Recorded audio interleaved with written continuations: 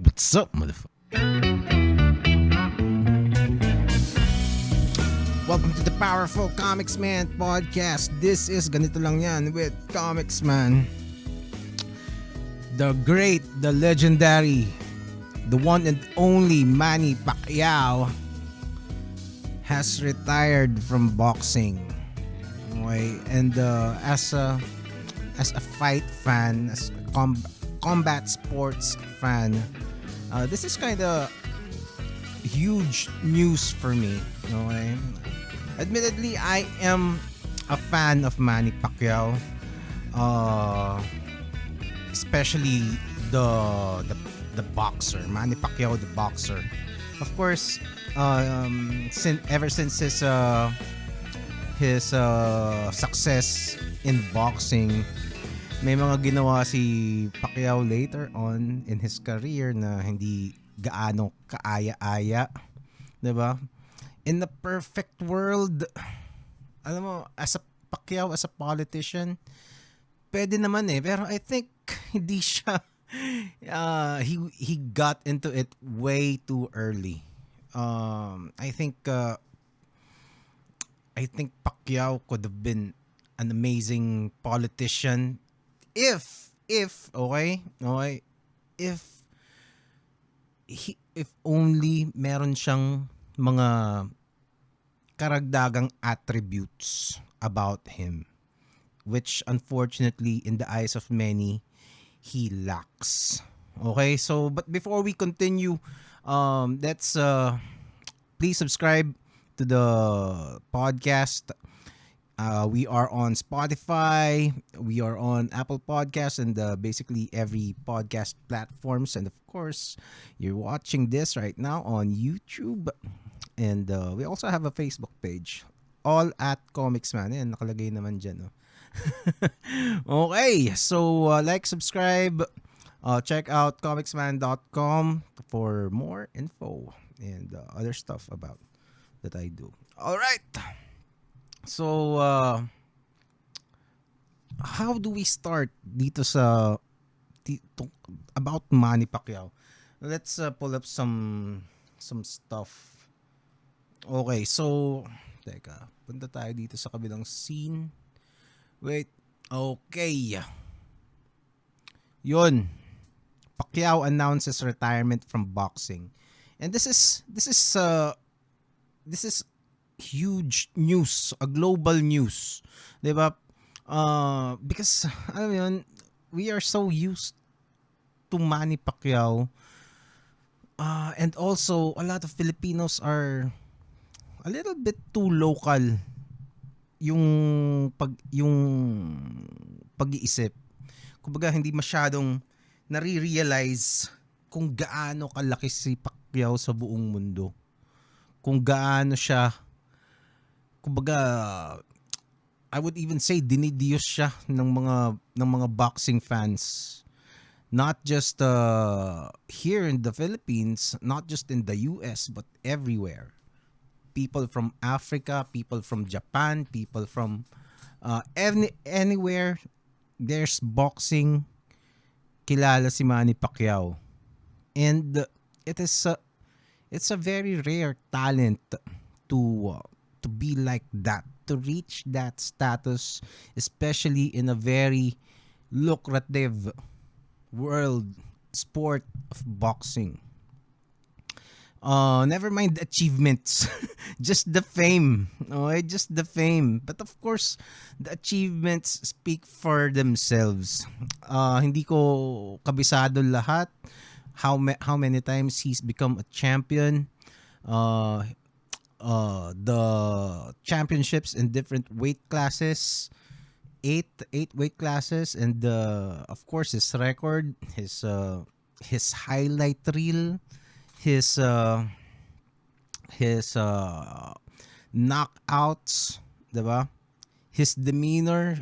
For some reason, kasi sa Pilipinas, of course, madaming fans din si Manny Pacquiao. And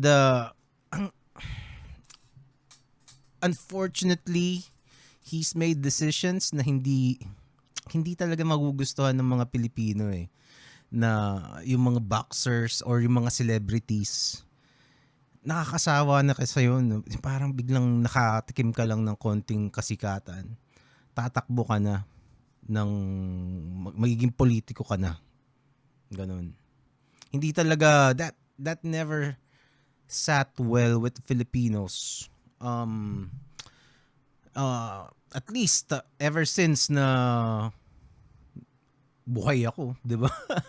I don't know before, pero dati kasi pag So, pag ganun yung pag nakaka-turn off lang talaga pag biglang sumikat ka lang ng konti, naging viral ka lang ng konti, 'di ba? May commercial ka lang na, alam mo 'yun, nagkaroon ka lang ng 15 seconds of fame, feeling mo pwede ka nang maging politiko.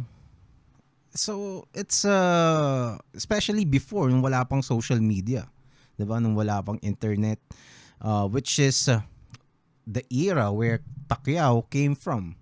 Very may internet na pero it's not the same as the internet as we know it right now.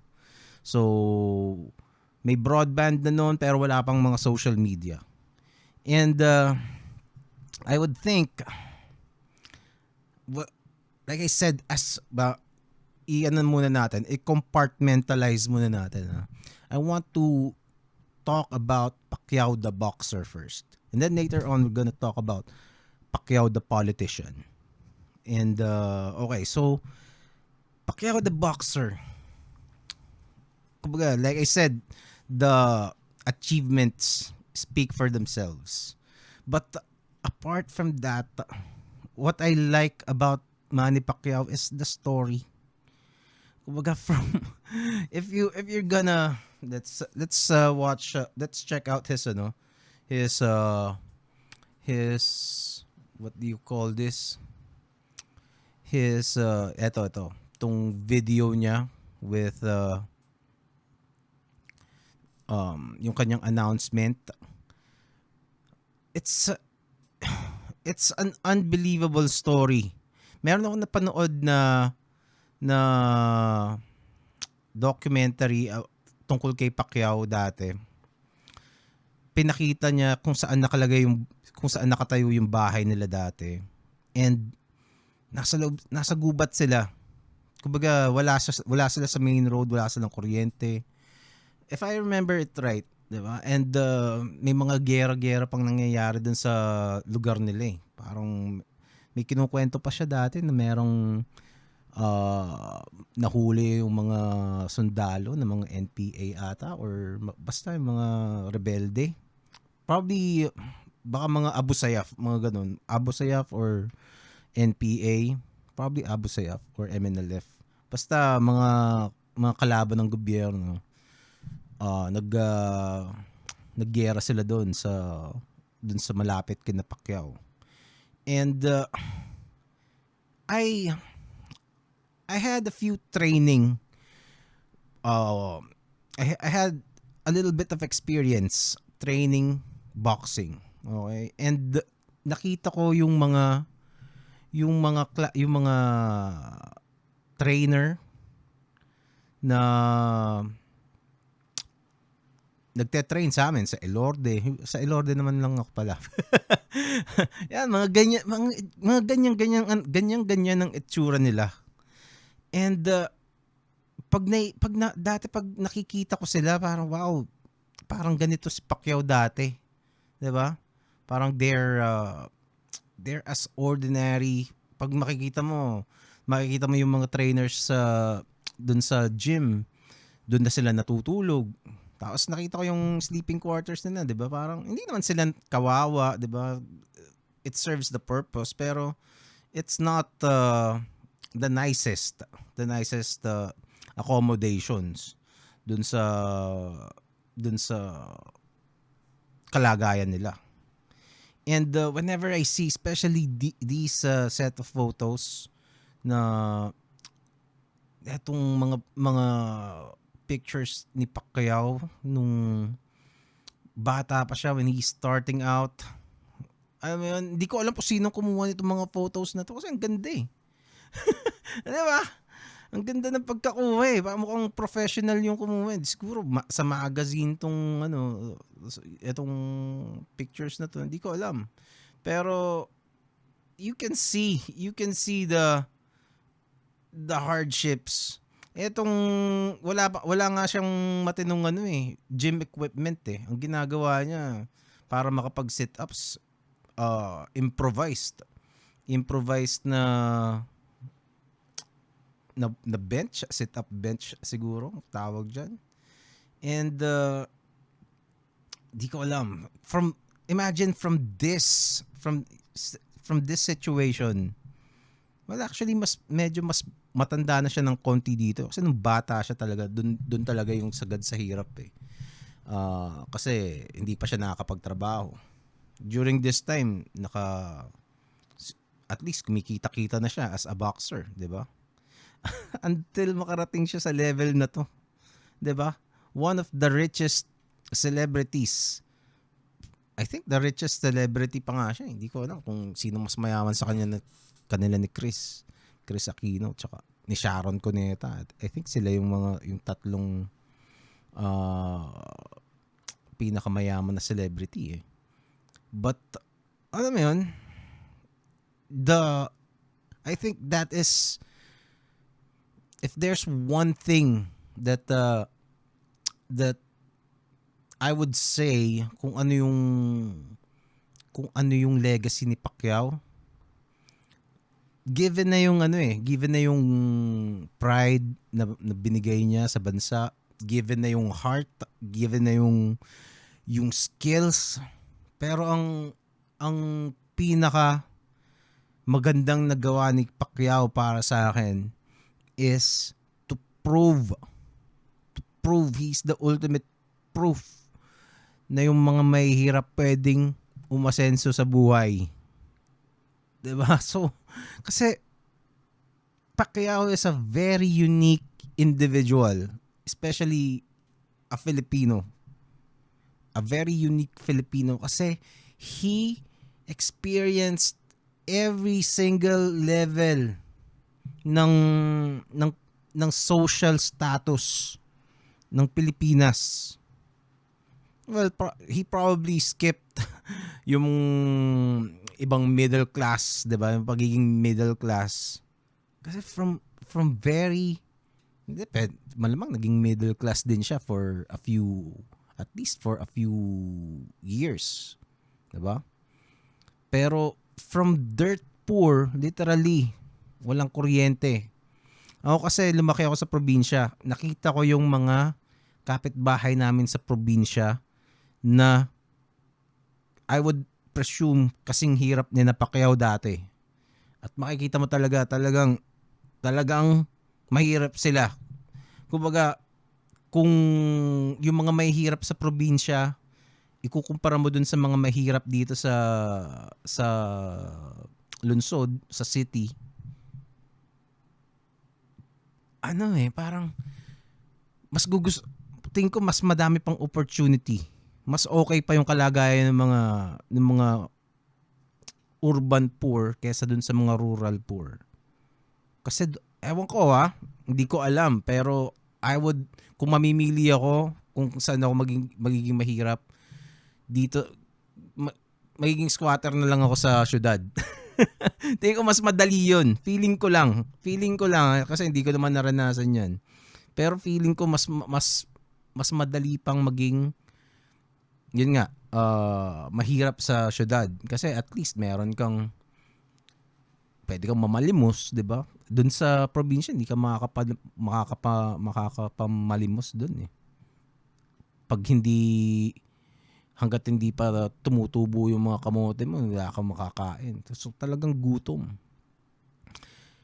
Hindi ako makapaniwala before, pero meron akong nakausap sa Mindoro. Basta very rural place in Mindoro. Sabi niya, may mga nababaliw daw doon, madaming nababaliw. So, kasi pag normally dito sa city, for most Filipinos, pag sinabi mong nagkakaroon ng mental problems, parang depressed, ganyan. 'di ba? Dahil alam mo yun, masama ang loob, hindi ko depression basically. Pero doon nababaliw ang mga tao dahil sa gutom. Can you imagine that? Nababaliw ka dahil gutom ka? Ako hindi ko kayang imagine yun kasi hindi ko naranasan eh. Pero si Pacquiao, he lived that kind of life. Hindi naman siya nabaliw sa gutom pero he knows kung gaano kung ano yung pakiramdam na nandun sa sitwasyon na yun na pwede kang mabaliw sa gutom.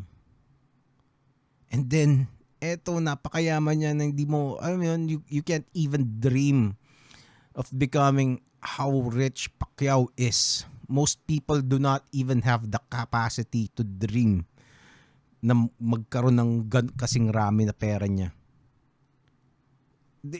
Do you realize that spectrum? Diba? Ganon ang spectrum ng experiences ni Pacquiao in terms of social status in the Philippines. And that is a very unique characteristic.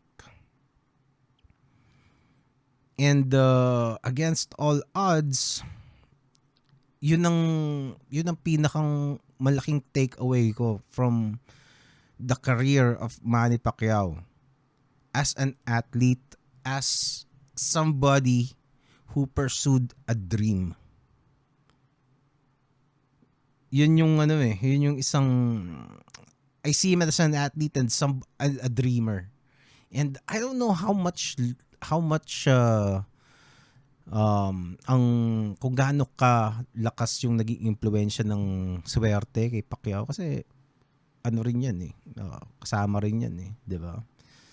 Pero I remember nung guest ko dito si Alvin Aguilar. Kinuwento niya, nag-train daw siya kasama si Pacquiao dati.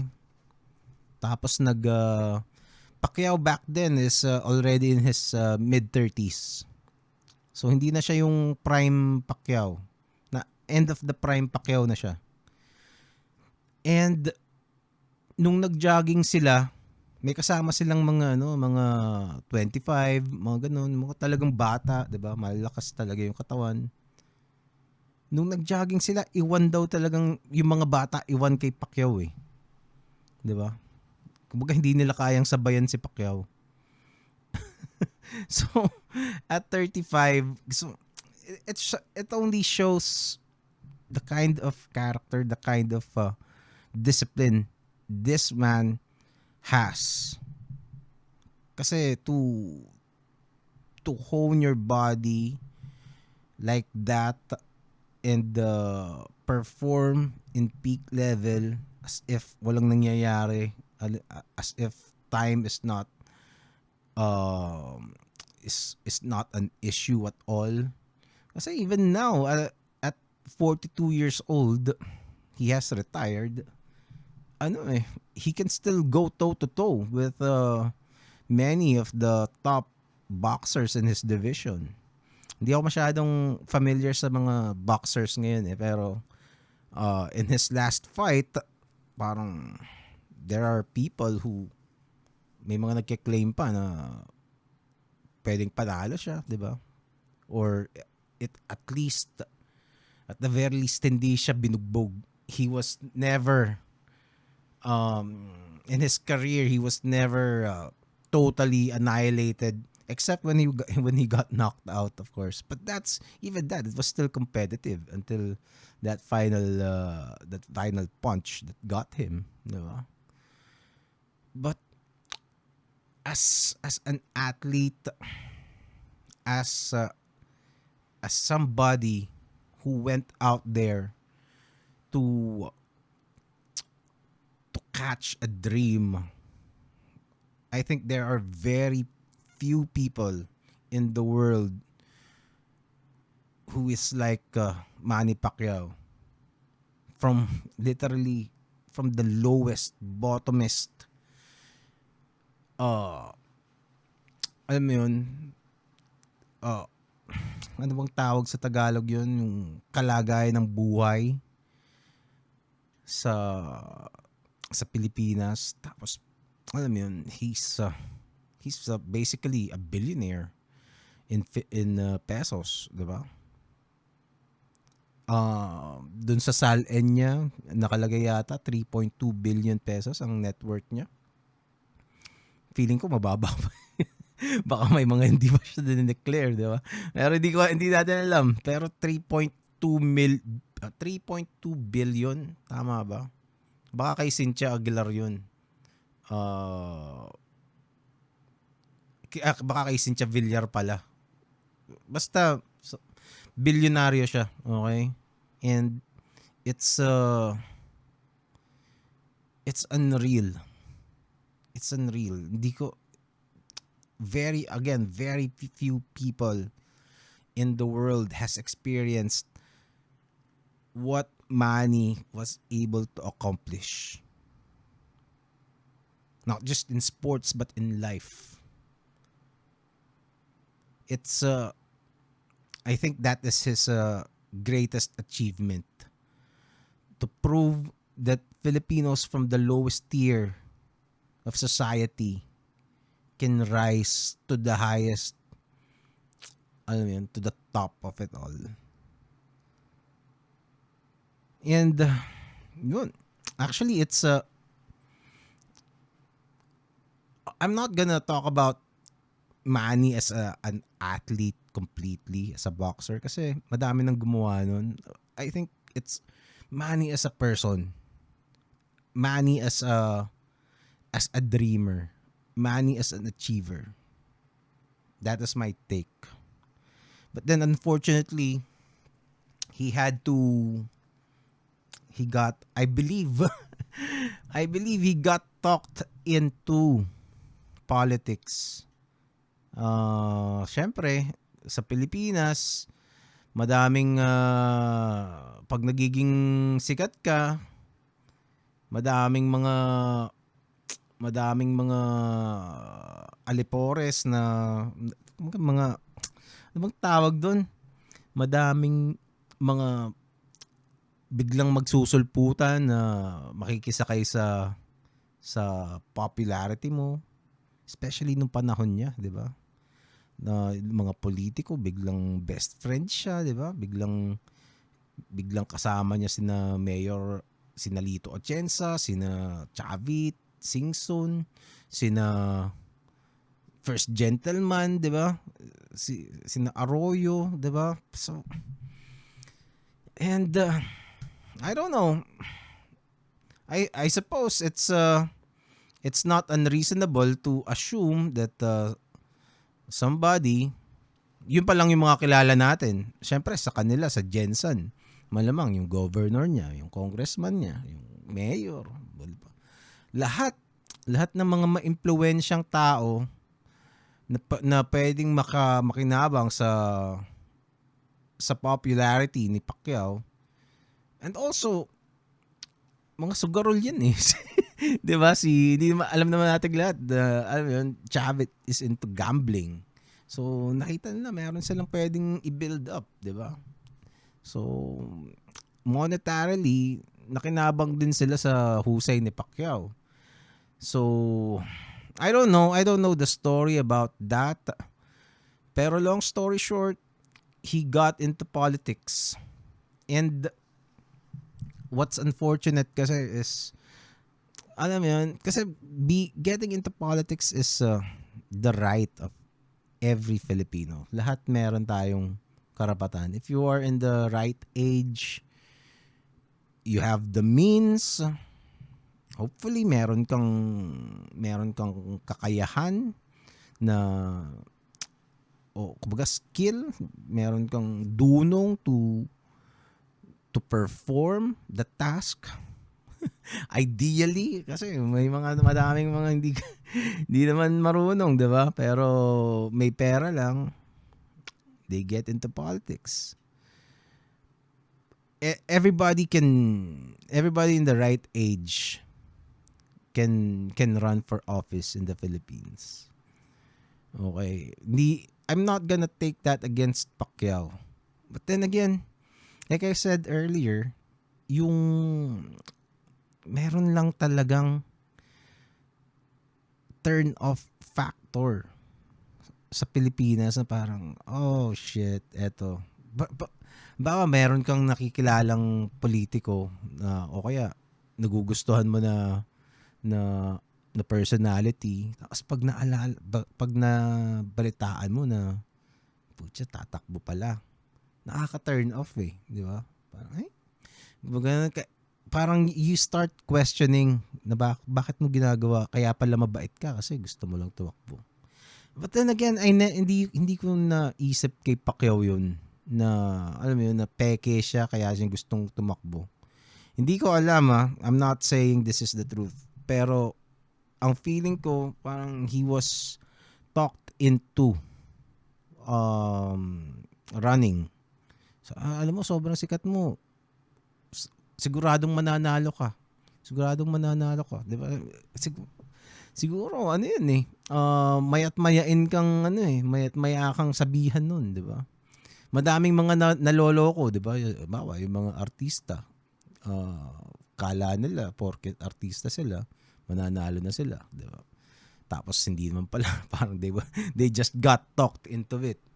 Pero Pacquiao, in the mid-2000s, is really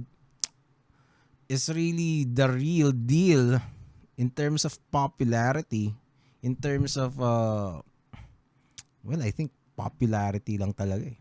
Popularity talaga yung alas ni Pacquiao. Kasi Pacquiao is not really known to be a smart dude. At least in the sense of smartness that we or Filipinos typically associate with politicians. Ang alam ng mga Pilipino na matalinong politiko, mga katulad ni Miriam Defensor Santiago. Yun, siguro yung mga primerang matalino na politiko. 'Di ba? Si Miriam, si Jovito Salonga, I would say sina Joker Arroyo. 'Di ba? Sila yung inirerespeto mo yung talino eh. At least yun ang si Miriam definitely. Jovito Salonga, mga ganyan. Sina Rocco, mga mga senators before. And si Pacquiao is kumbaga, it's a far cry compared to these people, especially na as early as the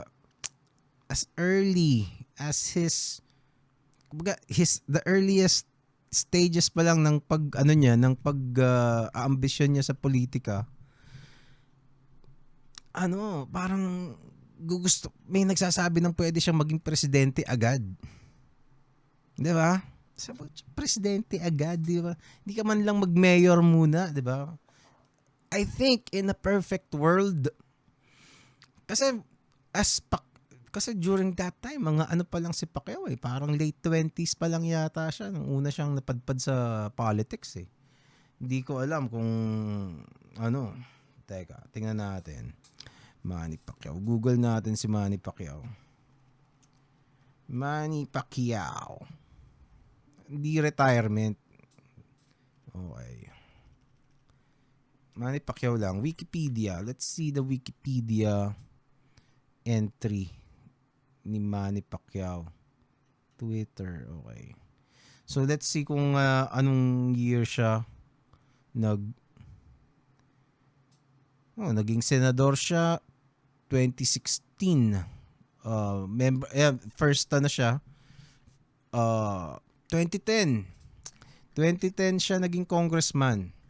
So ilang taon siya noon? Kung 42 siya, so 30 years old pa lang siya. 30 years old nung naging congressman si Pacquiao. And or 31, more or less ganun. 31.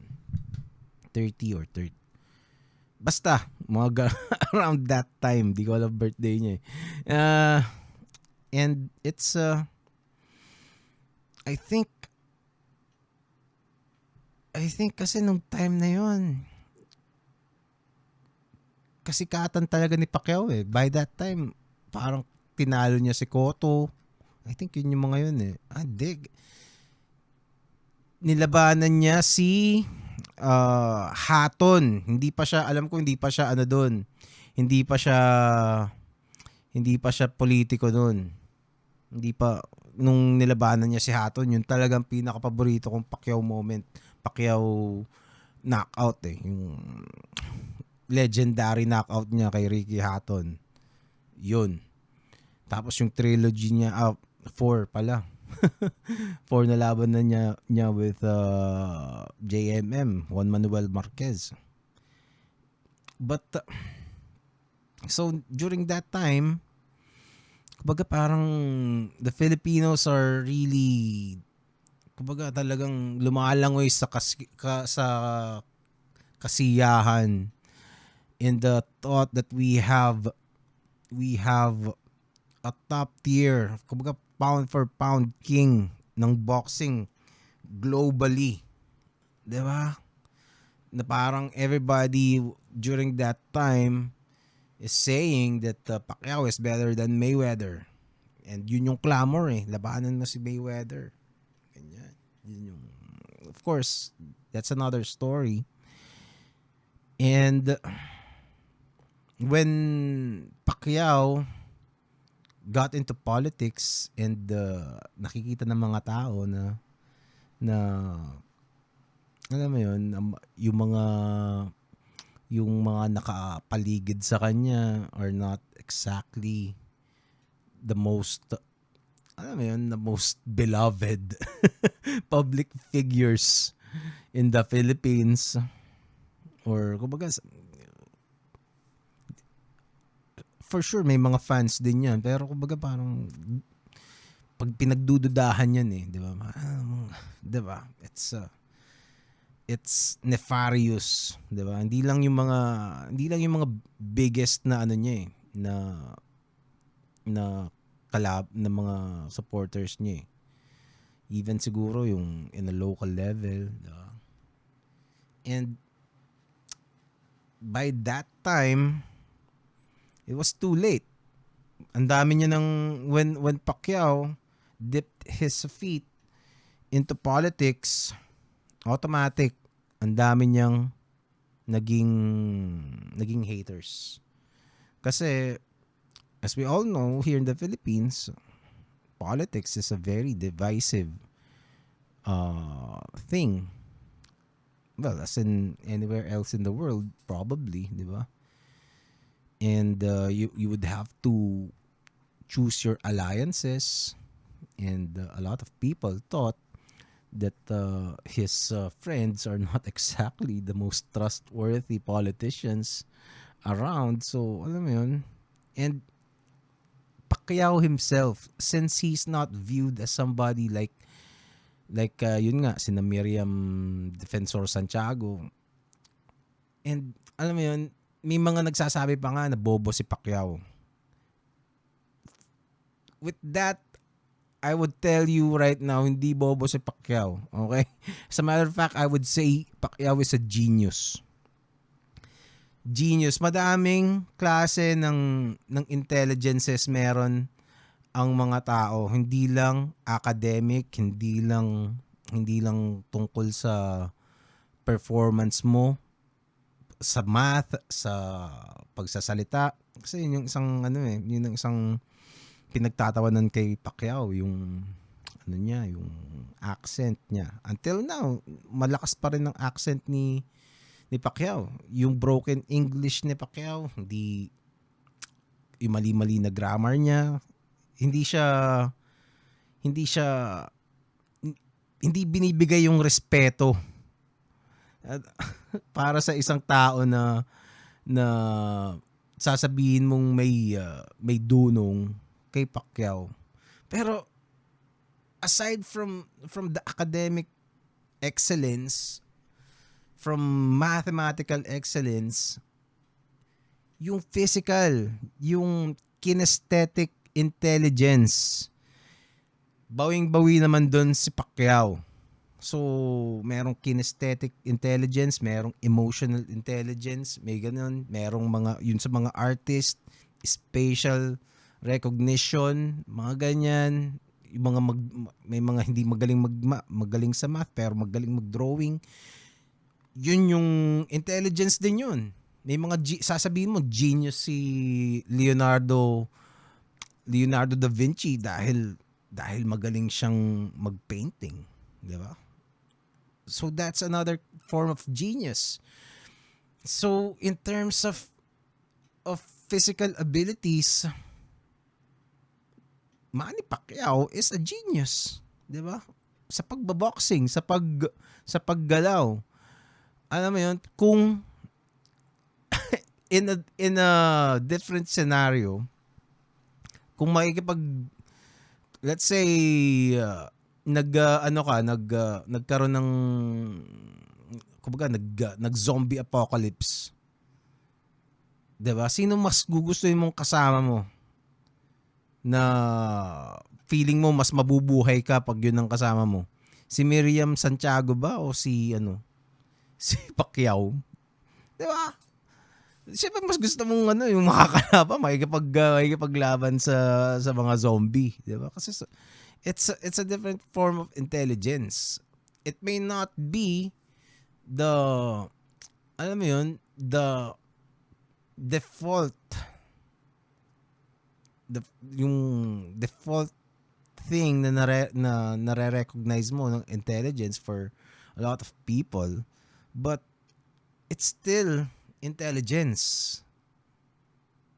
So, and that could translate into other things. Yun nga lang, it's not, I don't think there were people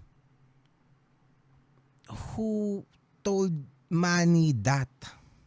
Feeling ko hindi siya parang unfortunately, ang feeling ko talaga parang pinagkakitaan siya ng mga ng mga naging handlers niya eh.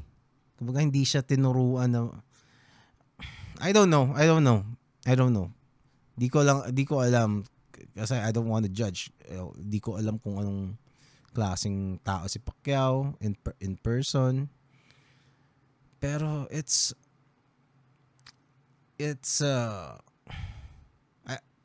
maybe he even bought to the idea na he's not smart, that he's not adequate. I don't know. It's a possibility na parang, pero nandito na, gawin na lang natin. And that would be a sad thing if that's the case. Kasi from what I know, from what I read kay Pacquiao, ang gusto niya lang mamigay ng mamigay. Tumulong sa mga tao. And that shows dun sa mga sa mga ginagawa niya, namimigay siya ng pera.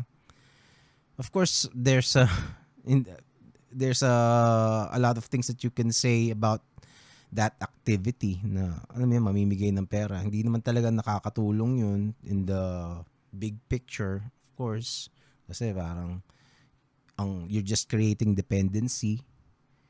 Pero sa kanya, nagagawa, it's just something that he wants to do. Kasi maybe kasi dahil alam niya kung paano maging mahirap. Mas mahirap pa siya dun sa mga tinutulungan niya dati. So it's a very complicated thesis if you're gonna really study Manny Pacquiao. And I don't even know if I'm making sense right now. And it's a very curious case. 'Di ba? Yung, ano yun, ano bang tawag doon? Kinesthetic genius. 'Di ba? A genius athlete na lang. 'Di ba? Para mas common yung mga terms. A genius athlete who came from the lowest of lowest social status in the Philippines, who rose up to the highest. Kasi iba yung yaman ng level ng yaman ni na Pacquiao. As in, uh, to a lot of Filipinos, even me, nung bata ako, pag nakita ko na may kotse ka, pag nakita ko na bago yung cellphone mo, may computer ka sa bahay, feeling ko mayaman ka na eh, di ba? Alam mo yun? Kumbaga pero pag nakita mo yung kung ano yung mga mayaman talaga, yung lifestyle nila, mga kaya nilang gawin, parang mawiwindang yung mundo mo. As in. Kasi naiisip mo lang yun, parang nakikita mo lang sa TV. Biglang, iba yung feeling na meron kang actual na kilala, na nakikita mong nabubuhay. Alam mo yun, minsan nakakausap mo.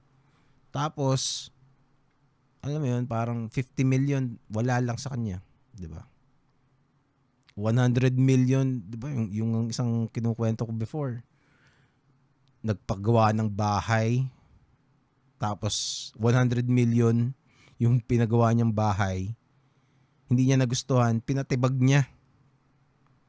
Tapos, diba? Pinatibag mo 100 million na bahay. Tapos yung nagpagawa ulit siya ng bago, hindi niya ulit nagustuhan. 3 times yung ginawa yun. Diba? 100, diba? It's insane. It's insane. Diba? Basta. Tapos naabot ni Pacquiao yun coming from basically zero. Diba? Feeling nga natin yung zero, mawalan ka ng trabaho, 'di ba? Naputulan ka ng kuryente, zero ka na eh. kung zero mo, di negative na si Pacquiao. Alam mo yun, kasi yun ang isang yun ang isang, kaya feeling ko kaya hindi nagkakaintindihan ng mga Pilipino kasi masyadong malawak yung spectrum ng experiences ng mga tao na merong sobrang hirap. Ako hindi ako makarelate. Like I said dun sa sinabi ko na dun sa mga mahihirap na sa probinsya na kumbaga nababaliw ka sa gutom. Hindi ako makarelate doon. Hindi ko alam kung paano 'yun. 'Di ba? Sasabihin mo, bakit ka nagugutom? Ba't hindi ka magtanim? 'Di ba? Feeling mo hindi nila naisip 'yon, 'di ba? Hindi ko alam kung bakit. Diba? Siyempre meron siyang may dahilan. Wala namang tao may gustong magutom. 'Di ba? And at the same time, di rin ako maka relate dun sa tao na alam mo yun, 10-10 ang Ferrari, 'di ba? Bakit anin mo 'yan, 'di ba? Hindi ako makarelate dun sa mga politiko na magnanakaw ng bilyon, 'di ba? Anin mo 'yan? Anin mo yung bilyon na ninakaw mo na pera? Di ko maisip 'yon. Pero sa mundo nila, it makes sense. Kasi yun ang mundo nila eh.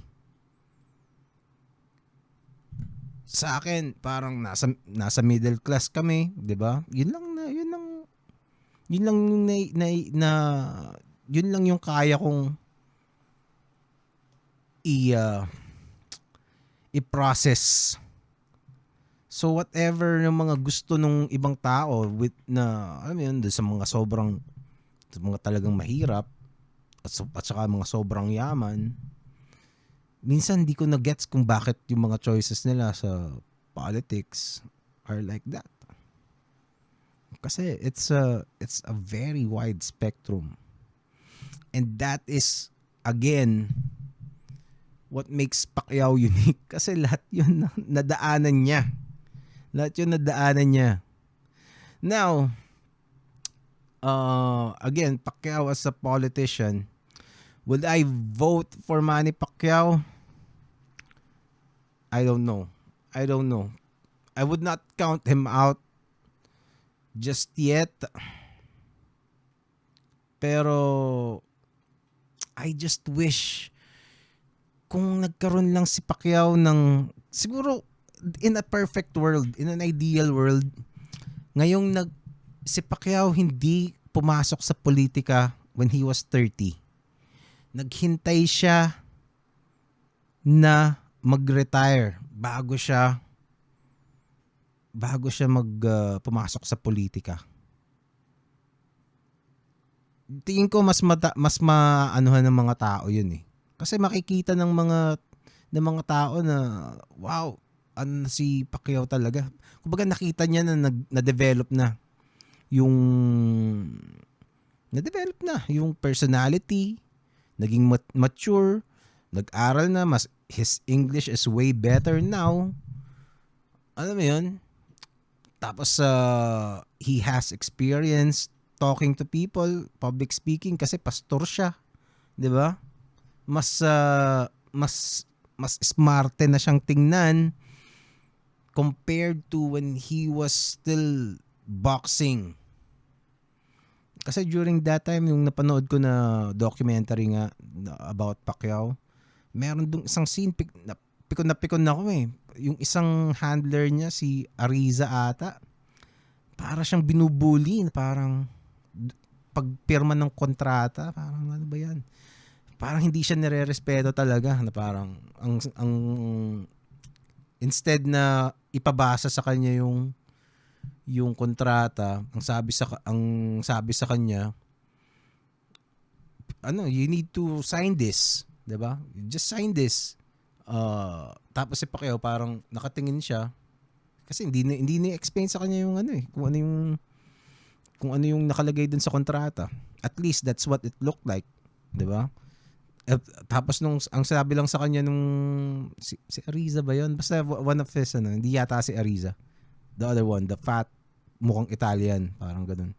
Tapos ang sabi sa kanya, ikaw kung hindi mo si pipirmahan yan, hindi ka mababayaran. Diba? Ganun ba mag-explain ng kontrata sa isang taong nirerespeto mo? Diba? Hindi mo lang, ganito yung stipulations ng kontrata. Ito yung mga agreements, ganito yung gusto ng kabilang kampo, ganito yung gagawin natin, ganito yung babayaran, kailan ka babayaran, etc. etc. Diba? Walang respeto talaga eh. Tapos kaya I thought maybe I don't know, hopefully Pacquiao never thought of himself as inadequate, or maybe alam niya kasi alam naman niya na kasi nag-aral siya eh, 'di ba? Nag-aral siya nung di ko alam kung pumapasok talaga siya, 'di ba? Pero nag-enroll siya, nag-political science siya bago siya naging congressman. I don't know how serious Pacquiao was in his studies, pero at least he did it. Nakita mo naman, may improvement naman yung English niya. Still not perfect, but it's a lot better than how he was before. Yun. Manny Pacquiao is a very curious case. I could probably write an entire thesis. Somebody should write a thesis tungkol kay Manny Pacquiao. Kasi his experience is just one of a kind for a Filipino. And I'm sure there's a lot. Kasi even until now, 'di ba yung sinasabi ko na hindi pagrespeto kay Pacquiao? Kasi people think he's not smart. Which sinabi ko kanina, I don't believe he's not smart. I think he's a genius. It's just that he's a genius in something else. 'Di ba? Pero even now, kahit sobrang yaman ni Pacquiao na hindi mo papangarapin na maging kasing yaman niya. tingin pa rin ng mga tao kay Pacquiao, baduy. Tingin pa rin sa kanya, bobo. Tingin pa rin sa kanya, tingin pa rin sa kanya, kumbaga, hindi siya ina-acknowledge as one of the elites. Kumbaga parang ano siya, hindi siya, kumbaga he's not recognized as one of the mga prestigious na family sa Pilipinas, like si Chris Aquino, 'di ba? Pag sinabi mo Chris Aquino, social 'yan eh, 'di ba? Social. O kaya mga Ayala, 'di ba? Kasi nandun sa level na 'yun na si Pacquiao eh. Pero hindi siya sinasali. I feel like hindi siya tanggap nung society kahit na abot niya na yun. Kasi people know that at one point in his life, he's dirt poor. Yung visuals, yung nanay niya is not exactly the most alam mo yun, hindi siya yung vision ng social na matriarch, diba? Which is very unfortunate, which is alam mo yun, kung it's also a question eh, if a person galing sa kailaliman ng society ng Pilipinas, nagawa niya nang iangat ang sarili niya to the highest na sa society ng Pilipinas, and hindi ka pa rin tanggap, anong kailangan mong gawin? Para matanggap ka? Diba? I don't know, maybe hindi lang nasa mukha siguro, diba? Kasi yung itsura ni na Pacquiao is not, ano yun? I suppose hindi siya mati ni idol kasi kasi maganda yung katawan mo, gumugwapo ka eh. 'Di ba? I don't know. Maybe it's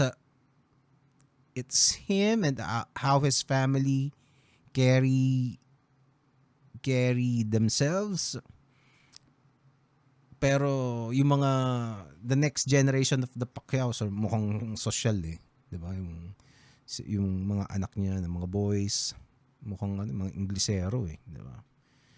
Pero I don't know, it's just maybe I would need to, I don't know if I have time to think about this more, pero it's hopefully somebody studies and try to make sense sa mga anomalies, sa curiosity that is Manny Pacquiao. Yun, but tapusin natin to. Maybe we can talk about Manny again some other time if I can flesh out more ideas about him. But for now, congratulations to a stellar career. Congratulations for achieving the impossible, Manny Pacquiao. Not just in sports, but in life and the Philippines, for proving